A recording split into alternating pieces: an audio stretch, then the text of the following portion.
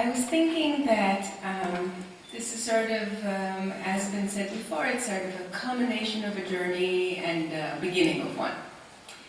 So certainly in the beginning of your journey, you were born, but we're not here to celebrate your birthday. Happy you were born. But we are talking about a journey.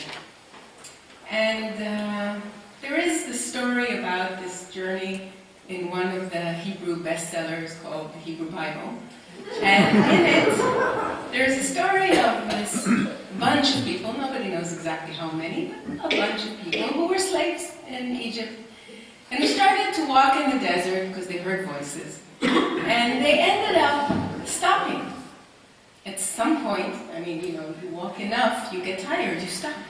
But it's interesting to see that they stopped at a place which is called Cherut, on the threshold of liberty. That's where they stopped. The name of the place was actually Liberty. Actually, according to the story, for sure. And the question is, why did they stop? Weren't they ready to be free? Can you really be free when somebody frees you, or is it really up to you? What sort of change does a person go through from being a student to being a leader?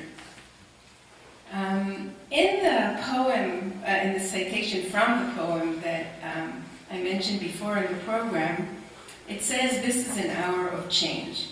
Within it we stand uncertain on the border, Cherut, on the threshold, of light. Shall we draw back or cross over?" says Leah Goldberg. But the truth is that the poem is written in Hebrew, and it doesn't say change, it says Tumura. Tumura is both change and benefit. And this concept of looking at change not as a neutral approach, sort of like Heraclitus did in the 5th or 6th century, saying you can't step in the same river twice, the person is not the same person. That's a neutral approach that made us humans conscious of the fact there's always change. But the rhetoric that both Rabbi Wein and Professor Malkin used is a rhetoric that was embedded in us of positive change, of change being positive. In other words, not what we don't want to do, to look at what we do want to do. What is the positive? In other words, the move from being a student, being a sponge that is studying and questioning and debating and trying out things, to being a leader who is confident with a message, who is confident with an identity. And from time to time, when you stop to think about the term, by the way, it's the same in Hebrew, of identity, and you say, wait a minute, what's identical to what? What's identity? What's identical to what? And you think that our philosophy, our direction, our compass is to live a life of integrity. Integrity is sort of a way for us to question ourselves, criticize ourselves. Are we certain about our identity? So when I think of what is identical to what, I say, okay, so on the one hand, we have the humanistic values. On the other hand, we have life. In other words, we have the expression. So can we get to a situation where our values and our way of life are identical? Is that an identity? Or can that at least be the question that I ask myself, the aspiration, that I would say what I believe and I would do as I say? If so, it's easy to stop from time to time and to ask yourself, am I in the right direction? Now, not all forms of being Jewish are only about a compass, a sense of direction, knowledge of values. It's also about a manual.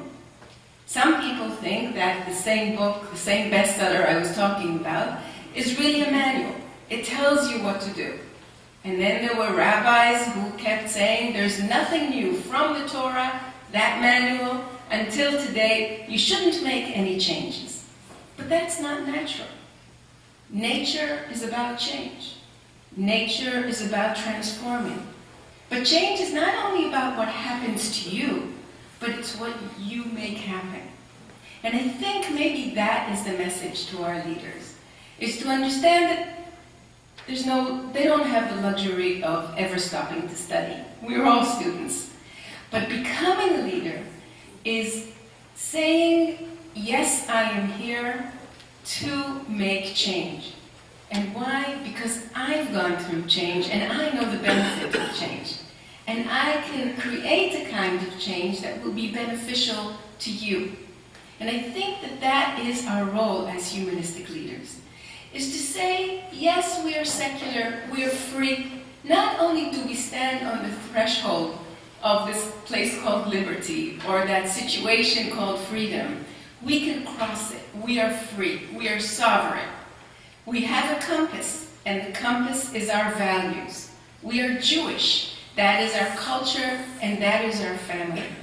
And we can check from time to time, does our expression match our values? It is easy for us to check because we are sure about our identity. You know, when you finish, when you graduate, when you go through a certain, it doesn't matter, it's Veterans Day, so I remember being in the Army and finishing a certain course, and after that saying, wait, I just finished the course, and now suddenly I'm responsible for lives of people, it's much too soon. It's not. And then I remember the story, you know, of these two lizards on the ceiling. Some of you know this, but these two lizards on the ceiling, sort of walking around the ceiling, and they've been living there for years. And one says to the other, come on, let's go free, let's leave the room and go see other things. And the other one is looking at her and saying to her, are you crazy? If we'll go, who will hold the ceiling up? So, as my grandfather used to say to me, you know, you are not that small. You are much, much bigger. Or in other words, you'd say, don't expect from yourself to be that big. You're not that small.